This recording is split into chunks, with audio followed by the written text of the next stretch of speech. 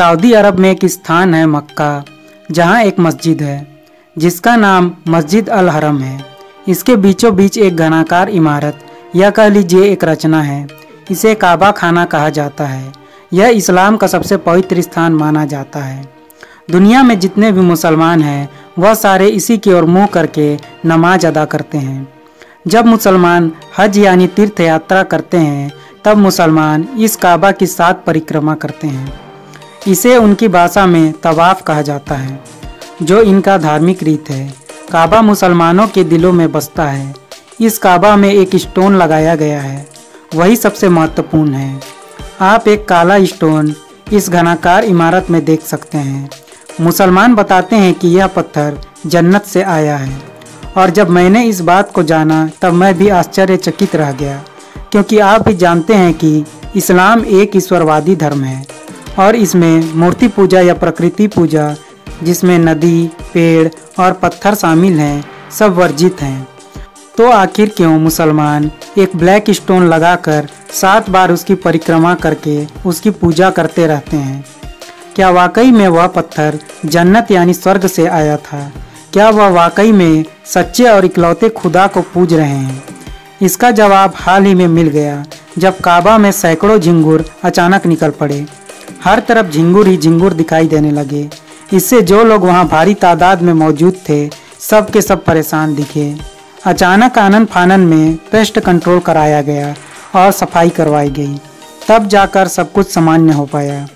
आखिर इतने पवित्र जगह पर कैसे इतना बड़ा संकट बरस पड़ा? आपके अनुसार तो सिर्फ अल्लाह ही सब कुछ है।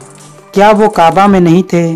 दरअसल में यह मुसलमानों के लिए ईश्वर की एक चेतावनी है कि सच्चे परमेश्वर के पास वे लौट आएं, क्योंकि वही एकमात्र ईश्वर है, ना कि कोई पत्थर। दुनिया में अगर कोई पवित्र स्थान है तो वह है यरूशलेम, जहाँ जीवंत ईश्वर रहता है। अगर मैं काबा के इस संकट को मूसा के समय जो महामारियाँ मिस्रियों पर पड़ी थी उससे जोड़कर देखूं तो वह गलत नहीं होगा, क्योंकि मुसलमानों का संबंध मिस्रियों से है। इनकी पूर्वज माता हाजिरा वो भी एक मिस्री ही थी। जब इस्राएली मिस्रियों के गुलाम थे तब मूसा ईश्वर की आज्ञानुसार उन्हें छुड़ाने गए। तब जो फिरौन था उसने मना कर दिया था। तब परमेश्वर ने मिस्रियों पर 10 विपत्तियां भेजी थी, जिसमें कुछ विपत्तियां बिल्कुल काबा की विपत्ति जैसी प्रतीत हो रही हैं। निर्गमन ग्रंथ यानी बुक ऑफ एक्सोडस में दूसरी विपत्ति मेढक थी, तीसरी मच्छर थी, चौथी मक्खियाँ थीं और 8वीं टिड्डियाँ थीं।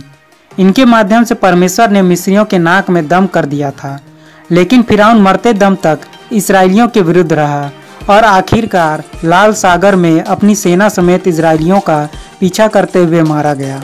वो भी प्रकृति, चांद तारे, कुत्ते बिल्ली और पत्थरों की बड़ी बड़ी मूर्तियां बनाकर पूजा करते थे।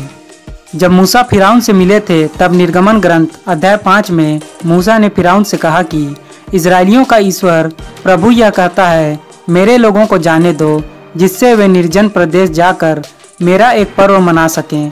तब फिरौन ने उत्तर दिया, वह कौन सा प्रभु है जिसकी मैं आज्ञा मानूं और इस्राएलियों को जाने दूं? मैं ना तो उस प्रभु को जानता हूं और ना इस्राएलियों को जाने दूंगा। असल में फिरौन को लगा कि वो जिसकी पूजा करता है वह महान है, ना कि सच्चा परमेश्वर। उसने इस्राएलियों को सच्चे खुदा की पूजा करने से रोका, जिसका परिणाम यह हुआ कि वो लाल सागर में डूबकर मर गया। आज बिल्कुल यही दृश्य दिखाई दे रहा है। इजरायली यानी यहूदी फिर से अपने पवित्र स्थान टेम्पल माउंट पर सच्चे खुदा की पूजा करना चाहते हैं, मगर मुसलमान उन्हें फिरौन की तरह रोक रहे हैं। टेम्पल माउंट को लेकर रोज मुसलमान इजरायलियों से झगड़ा कर रहे हैं। इसलिए परमेश्वर ने चेताने के लिए मुसलमानों के सबसे पवित्र स्थान माने जाने वाले जगह में ऐसी विपत्ति भेजी। और कीड़े मकोड़े का स्थान आप जानते हैं, जब खाना खराब हो जाता है या जीव जंतु या मनुष्य मर जाता है तब उस पर कीड़े लग जाते हैं। कीड़े जो होते हैं वह खराब स्थानों में पाए जाते हैं। अगर खाना काबा में इतनी भारी संख्या में इस प्रकार कीड़े निकल आए हैं तो समझ लीजिए वहाँ परमेश्वर की उपस्थिति नहीं है और लोग व्यर्थ ही उस स्थान पर किसी दूसरे की पूजा कर रहे हैं। जैसे जैसे हम अंत की ओर बढ़ रहे हैं, परमेश्वर खुद को प्राचीन समय की तरह प्रकट कर रहा है।